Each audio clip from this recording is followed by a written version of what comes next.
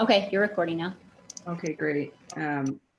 Welcome. This is the Planning Commission for Cottonwood Heights. It's Wednesday night, March 3rd, 2021, and we are doing this meeting electronically. So let me do the official reasoning for that. This is the determination of the Planning Commission Chair concerning an anchor location. Pursuant to Utah Code annotated 52-4-2074, the undersigned chair of the Cottonwood Heights Planning Commission hereby determines that conducting any meeting of the Planning Commission within 30 days after this date at an anchor location presents a substantial risk to the health and safety of those who may be present at the anchor location. It is well recognized that a global pandemic currently exists related to the COVID-19 coronavirus, which has the potential to overwhelm Utah's healthcare system. Therefore, due to the state of emergency caused by the global pandemic, I find that conducting a meeting at an anchor location under the current state of public health emergency constitutes a substantial risk to the health and safety of those who may be present at the location.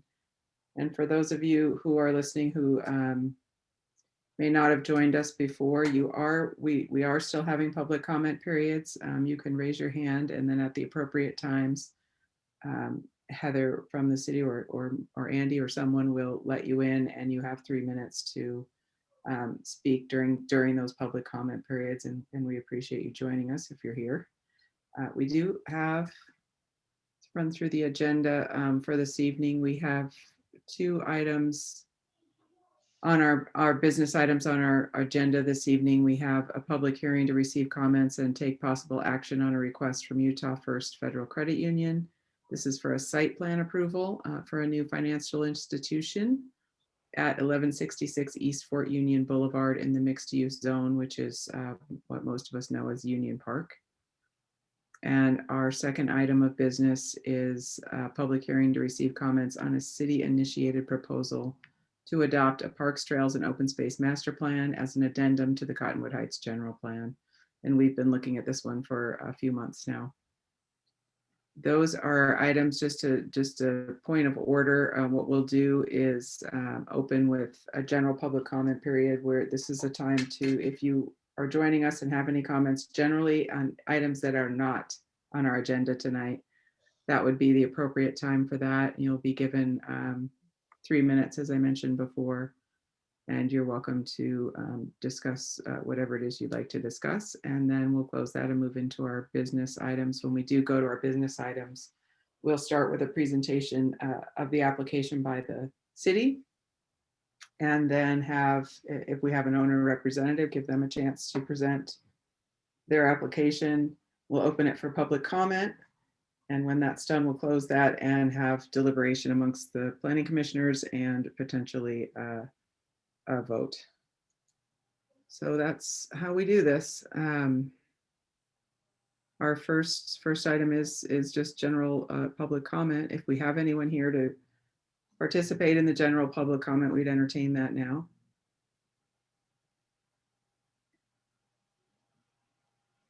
We can give them a minute or two to raise their hands if there is even anyone here.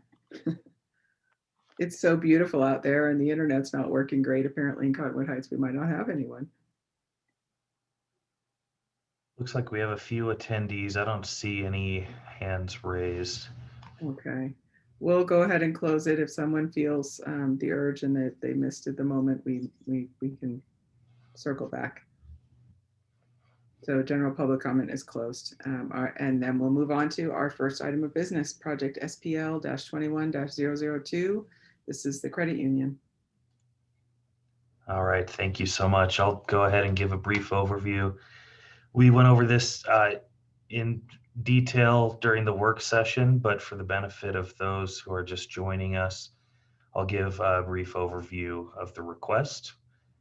As was mentioned, what's being requested is a site plan approval for a new financial institution at 1166 East Fort Union Boulevard. This is the former Famous Dave's restaurant building on Fort Union Boulevard. We have a few renderings that have been submitted by the architect to give you a sense of what's being proposed. It's a single family building, or sorry, not single family, single story building, a credit union branch with drive-through lanes Site plan that we're reviewing tonight, on the left is the existing building, on the right is what's proposed. As was mentioned, it's a little bit of a smaller building than was there before, but a drive-through area is being proposed with 3 drive-through lanes. The existing entrance to the property is proposed to be expanded to help with the traffic flow that is shared between this building and the adjacent office building. And then there is an existing one-way egress exit that is on the east side that will remain to serve the drive-through. Parking for this lot, building of this size would require 13 parking stalls. Overall, there are 74 parking stalls on the parcels that are owned by this property owner. Most of those are shared. There are 5 stalls that are immediately adjacent to the building. And then I guess 69 stalls shared in the larger parking lot in front of the office building. But they well exceed the parking requirements.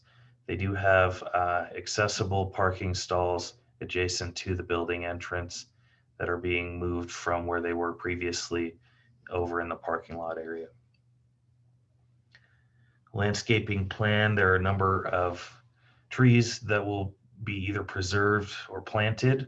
So the existing trees are highlighted on green on your screen. Those are adjacent to the creek. Those will be preserved. And then new plants will be planted in the parking islands around the building and along the frontage of Fort Union. The Architecture Review Commission recommended that those trees be moved behind the sidewalk to give them enough room to adequately grow. And then moving on to the lighting plan, 4 new parking lot light poles are proposed around the building. Those will be this style that you see on the screen, kind of an L shape. They will be up to 18 feet tall and will be required to meet all of the city's requirements for outdoor lighting. City is also requiring 1 street light to be installed. And then, as was discussed in the work session, one of these existing light poles is being moved over as this entry is being widened. That will also be required to be up to the city standards. Have a few building elevations just to give a sense again of the size and scale, as well as the materials that are being used. Aluminum composite materials, porcelain rain screen, and resin panel, 3-form resin panel, which is these orange pieces that are internally illuminated. South and east showing the different angles of the building. For reference, the applicant has sent some photos of another recently completed branch that has a similar design.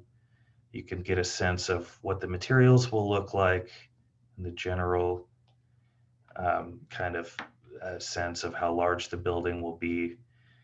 In these images, you can see this resin product that's internally lit. We discussed that a little bit in the meeting, that the city had recommended having a turn-off time for these lights. The Architecture Review Commission felt that it was a good quality design and that they preferred to have the lights stay on. And so they recommended the approval of the certificate of design compliance with that light allowed to stay on. And then a few photos showing the drive-through area and what that might look like for our facility. So as was mentioned, this is in the city's Gateway Overlay District. It had to receive a certificate of design compliance from the Architecture Review Commission. They did that last week on February 25th. These are the terms of approval that the applicant will be required to meet, which are a new 6-foot sidewalk along Fort Union, street light on Fort Union, parking lot lights not to exceed 18 feet, No street trees within 30 feet of the egress only exit, and then that the street trees will be relocated from the park strip area to south of the sidewalk. As was discussed before, this is not a conditional use permit. We're just reviewing the site plan for compliance with the code. And so the purpose is to ensure compliance and not impose additional conditions, but it is required in the mixed use zone for new developments to receive approval from the Planning Commission. Other technical things, as was mentioned, like those orange internally lit features, the city will have to review those specs for insurance that they meet things like the maximum lumens allowed for the site, the Kelvin, things like that. And so we will be reviewing that for compliance with our lighting code and any other technical requirements, storm drain retention, any utility requirements, fire department requirements, that will all be reviewed with the building permit. So I think that's all I have for you. When the time comes, we have model motions, but I'm happy to answer any questions, or we can invite the applicant to discuss the project as well. Thanks, Andy. Commissioners, if you don't mind holding your questions, we can do all that after the applicant has a chance to present. Do we have a representative from the applicant who to present this? We do, and Heather or Mike, I think you may need to help, but Rob Merrick is here. He's the architect. He's got his hand raised. If one of you is able to let them in. Okay, can you hear me? We can. Go ahead when you're ready. Okay. There's not a lot to say that Andy hasn't said. It's roughly a 3,200 square foot branch. And we tried to place it on the site, working with Tom Lloyd, which is the owner of the building to the south. He had some concerns about our entryway. That's one of the reasons we have petitioned to widen that drive on Fort Union so that we can accommodate that traffic flow. He just felt like where we have that shared access point, which is he felt very strong that it could hurt his businesses, even though they have a access off of Park Lane as well. But we agreed that's our lifeblood as well. We're not trying to make that a necking point or have any problems with that at all. So we've been working with them in order to do that. It's some of the stuff that you see right up against his building is actually on his parcel that we're talking about developing, and we're working with him as far as doing a land swap with some of those other parcels that we had farther to the west that are basically just parking in order to make the flow better for both of us in here. And we've talked to them. We may revise and move the drive up a little bit further to the east, just in order to make queuing less of an issue as well. So we make sure we don't have any problems with any cars hanging out into that access point. So anyone coming, traveling north or south in or out of this project, even from ours or from the Union Park building there to the southeast or southwest, wouldn't have an issue. But from the Architectural Review Committee, we're more than happy with any of the requirements that they've asked as far as moving the trees and widening the sidewalk along Union Park. I am a little concerned about the 3 form was brought up again, because it seemed like everybody was okay with that by the end of the meeting. I know Scott Hendricks had traveled over to the branch that's on 114th and actually felt that the lighting level was quite nice for that point. And when we discussed that last week, the closest unit across the street would be roughly 200 feet. And it's a light quality that doesn't really, it would diffuse as it goes out. So it would be more harsh, I think, if we had a ground light shining up on our building, which somebody probably wouldn't say anything about in this kind of meeting. But that would probably provide more of a reflection or bounce off of their windows than this thing would. But I don't know if anybody else has any other questions or comments. I know the other comment on the trail, we'd be more than happy if there was room in there with the trees and stuff, but I don't know if there's even a place to do that with the trees. We're trying to keep as much existing vegetation on that creek bed as we can, just to save the integrity of that. I think it's a quite nice area down there. So what we can't or what we don't have to disturb, we definitely don't want to disturb. Thank you, Rob. Thank you for bringing up our what we discussed in our work meeting, which it sounds like you listened to. Thank you. Were some of the overlaying plans that we have, the Fort Union Master Plan, which includes the wider sidewalk depth, and our Parks and Open Space Master Plan that is not yet adopted, but we would love to see, as Commissioner Mills brought up, the opportunity for there to be a trail there in the future. So as you move forward, please keep those things in mind. I think as long as we're not having to remove trees or whatever to do that, I wouldn't see that's an issue. No, I think it's not something we would mandate at this point. It would just be it's a friendly request that in the future we may want an easement there, or maybe you could do an easement at this point while you're in the building process with the city, so that there can be a future trail. The other thing I wanted to ask you is, you mentioned working with Mr. Lloyd, you're part of his greater property here. Is he comfortable with the way you've got this drive here and the walkway, and how is that going?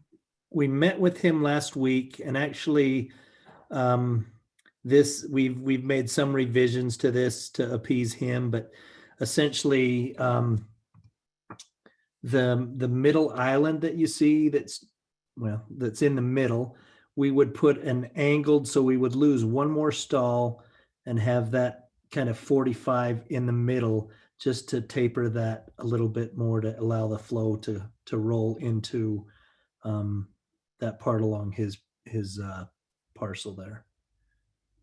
And that was really his only request on there. I think he's pretty open to that. I don't know if he's here or if somebody's on there, if he has any comment, but we've been trying to work with him since before I think during the rezone, he had some concerns, and I think part of it is just nervous about anybody trying to go vertical on those other three parcels. And that's why we were okay with having just this main parcel rezoned, because that's the only thing that, it was the setbacks that were required with the current zoning that wouldn't, it allowed like a 2,000 square foot footprint on the whole site. So it wasn't really conducive to that. It had a 50-foot setback on all four sides. So that's why we pushed for a rezone. But we were fine with leaving the other three parcels the way they were. So thank you. Commissioners, any questions of staff and or the owner's representative?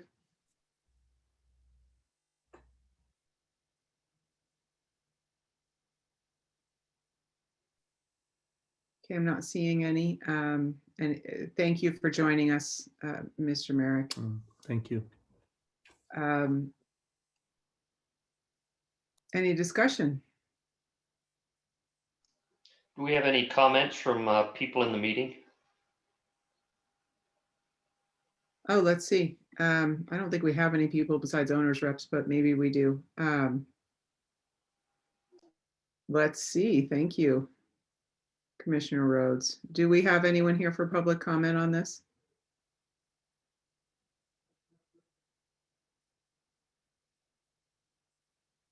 Heather or Andy? No, I'm checking it. There's no one with their hand up yet. Okay.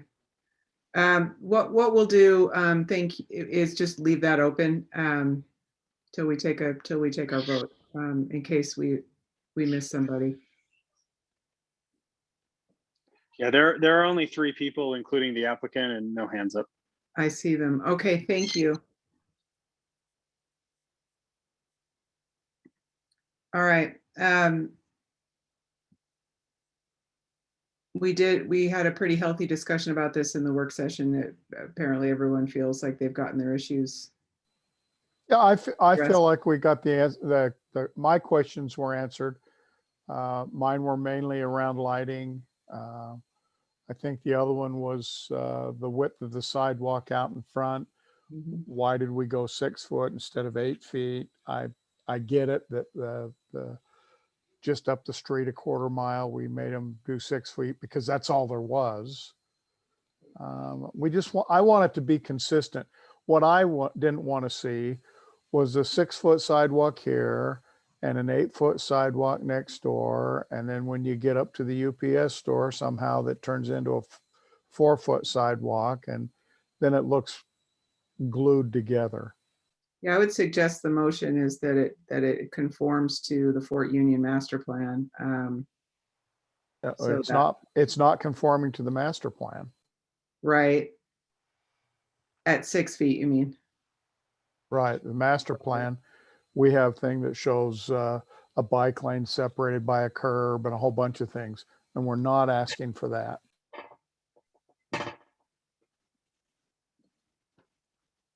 That's correct, but the sidewalk portion does match what we see elsewhere. With the bike lane layout, we're deriving from the Mid-Valley Active Transportation Plan. The Fort Union Plan sort of effectively picks up 1300 East moving eastward.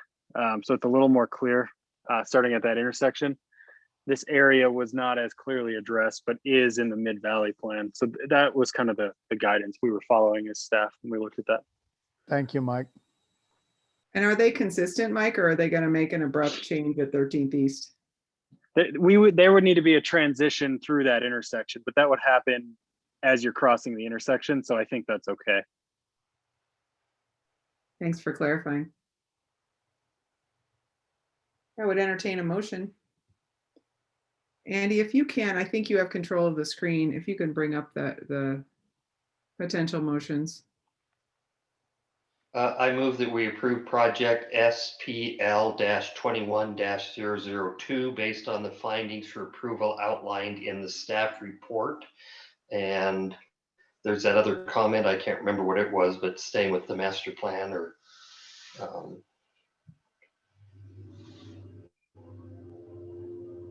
Second. We have a motion and a second. We'll go ahead and take a vote. Commissioner Mills, Yes. oh, my screen just changed, so now I'm gonna have to change my sorry. Commissioner Anderson, Yes.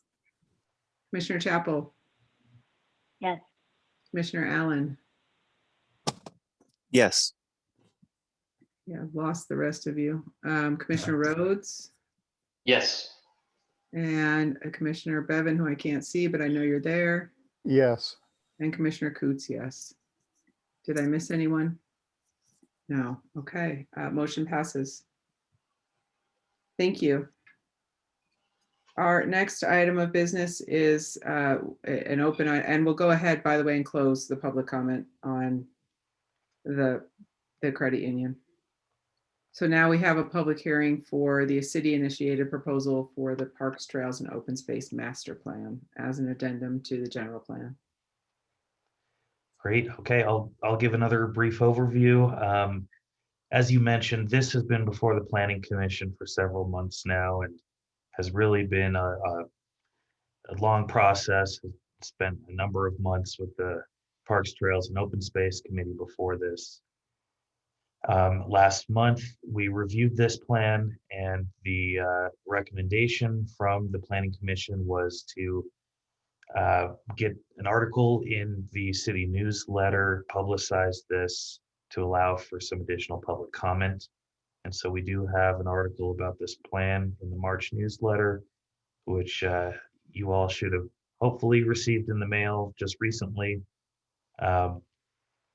And so I won't maybe go too in depth on the specifics of the plan at this point, since we've reviewed this previously.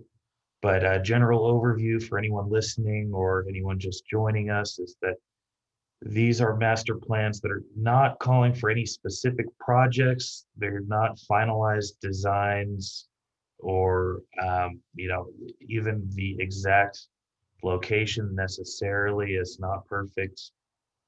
Each project will require its own specific design and approval at a future date, but master plans are long-range guiding documents that make policy recommendations to help city leaders as they move forward in the future.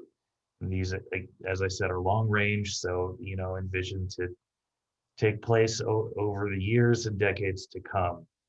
As budget is available for projects, as new developments come online, as grants, funds, private donations, as things come in and opportunities present themselves, we turn to these sorts of master plans to help guide our decision-making process. And so in this case, parks, trails, and open space. And so we have recommendations for where future parks could go in the city, where future natural open space could be preserved on the hillsides.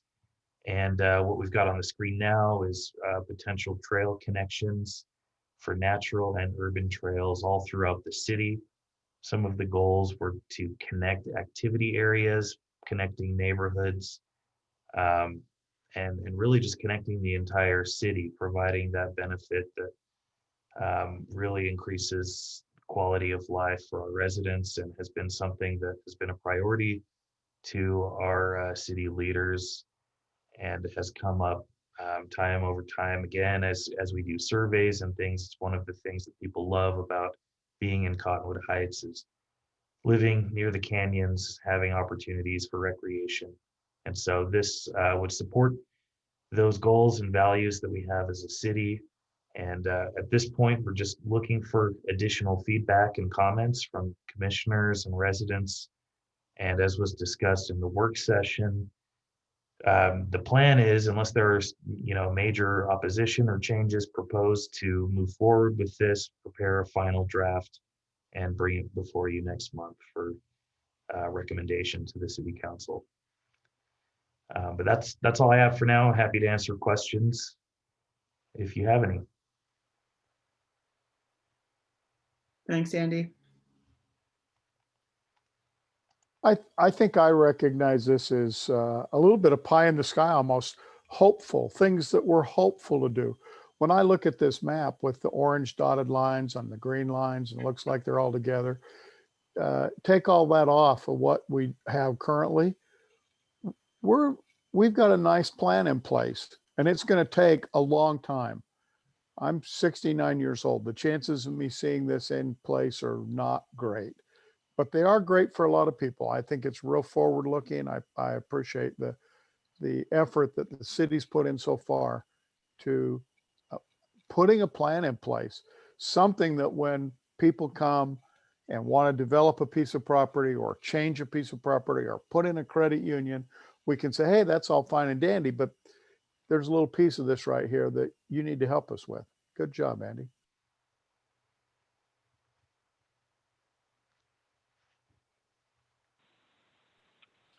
Andy, Yeah, I is think, there? oh, go ahead. No, go ahead.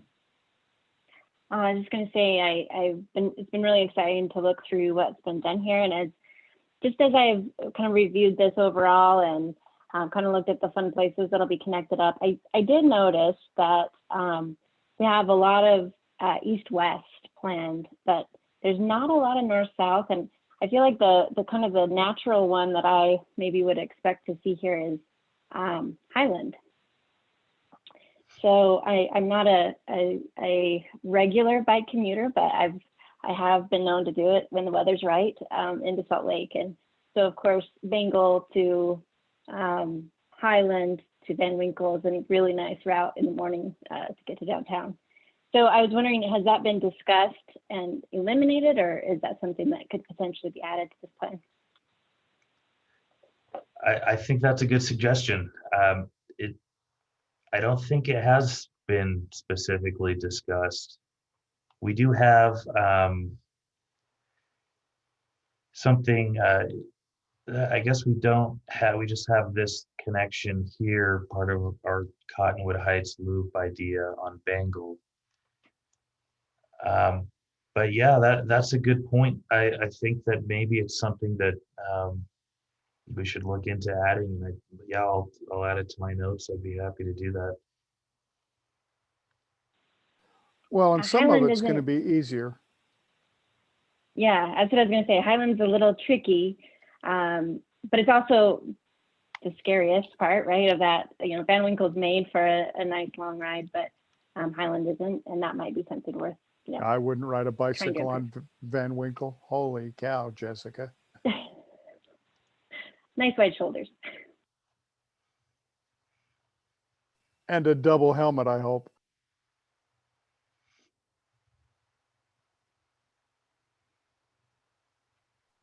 My question was going to be related to prioritizing in the plan. And, you know, if by chance there became an available grant through or funding or something, you know, how would the city then determine, you know, it's a good problem to have, but how would we prioritize things? I can take a stab at that. Generally, what we do when we have grant opportunities is we'll look at it as staff and make a recommendation based on, you know, funding available and grant criteria and things like that. And then usually those grants still have a city financial obligation. So we'll take that to the city council and get their legislative priority and proceed that way. We do have a prioritization chapter in the plan. It's not very detailed or prescriptive, but it generally just makes recommendations for what to be considered when prioritizing things like, you know, how much would it cost, and, you know, what benefit would it have? Is it preserving views? Is it preserving wildlife area?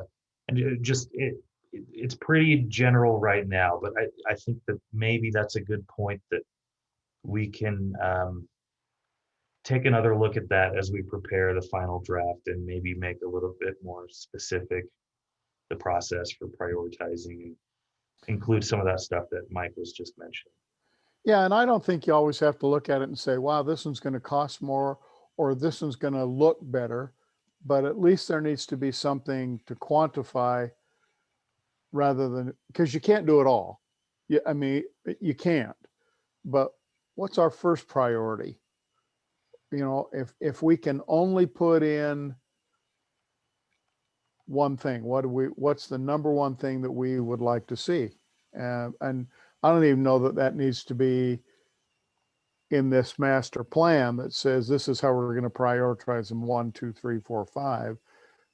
But I like your idea, Andy, is we need to think of how we're going to prioritize.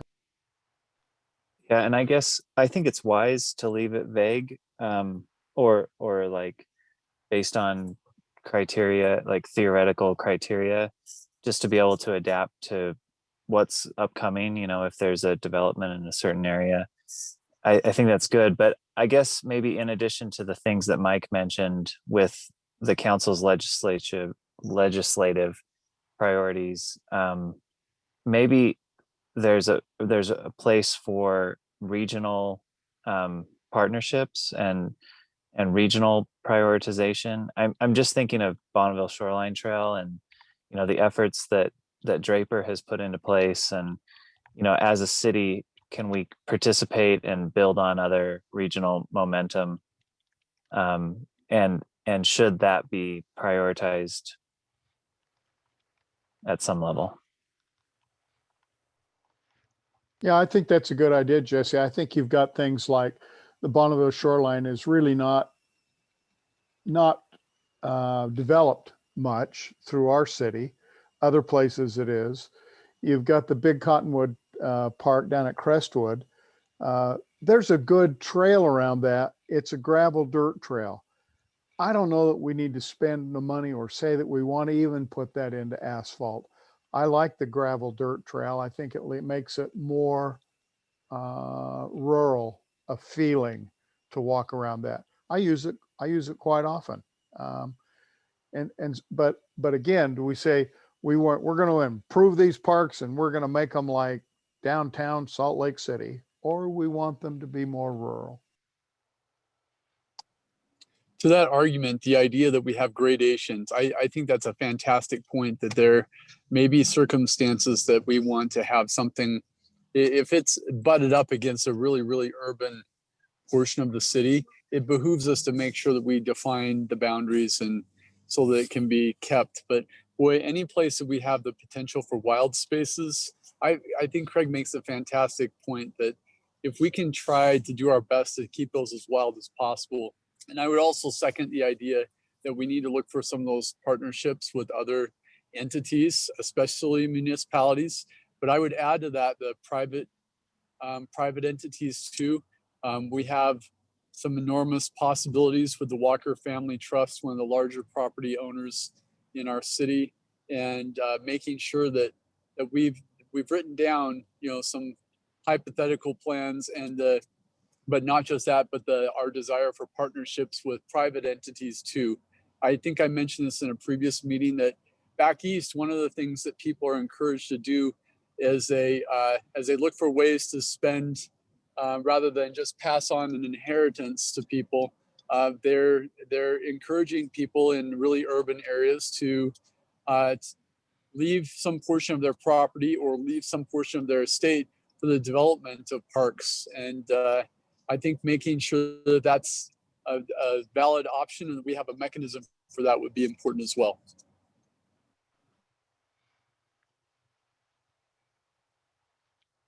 Those are great suggestions. I've been taking some notes as we discussed, so I'll for sure be looking at Highland Drive, updating the prioritization and implementation sections of the plan. And then we do have some discussion about private donations, and that's actually been a topic of the last several Parks, Trails, and Open Space Committee meetings.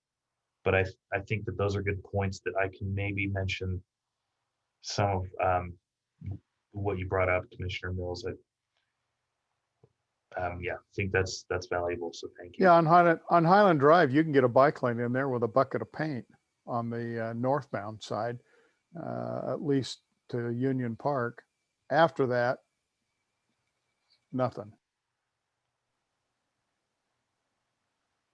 I think there are some good opportunities there, especially as mentioned from Bengal to Highland right here.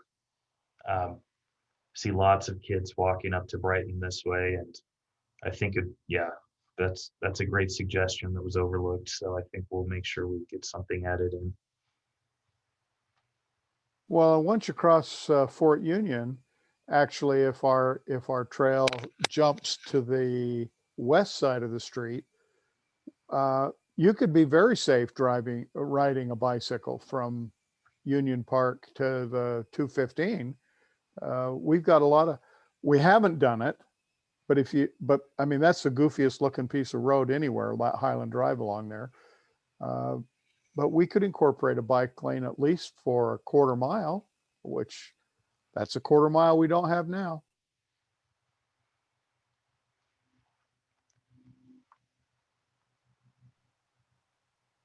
Thanks, commissioners. There were a lot of great ideas floated tonight.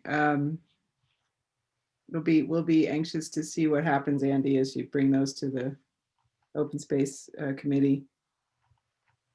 So what we'll do, if and it sounds like what you'd prefer is that we keep it open here one more month, as you generate a little more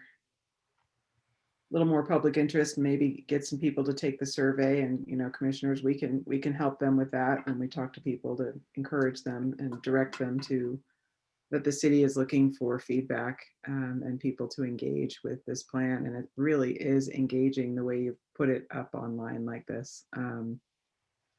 So yeah, what I would entertain a motion to continue this item if I need one. Do I even need a motion to continue an item? I think I do. We do have I guess 2 attendees. I don't know if anyone's here to make specific comments, but it may be worth at least opening it for. Yeah, let's invite them. So I don't, just to give an opportunity, I don't know if there are any hands up. Thank you. It's been so quiet. I keep sort of bypassing that. I think it's going to continue to be quiet. I see no Okay. hands up. Thanks, Andy. And Yeah, and the point is that we are trying to encourage the public comment on it, and that's why we keep it on our agenda. But, you know, as we talked about, there's so many good ideas, and seeing this credit union come up, and of course we've had it with the gravel pit development as well, where we are seeing these interfaces happen with the private developments, and we have a chance to get them a little more formally integrated into our process, which is really terrific. And I hope you keep receiving great comments like you did here tonight. Great, thank you. Thank you.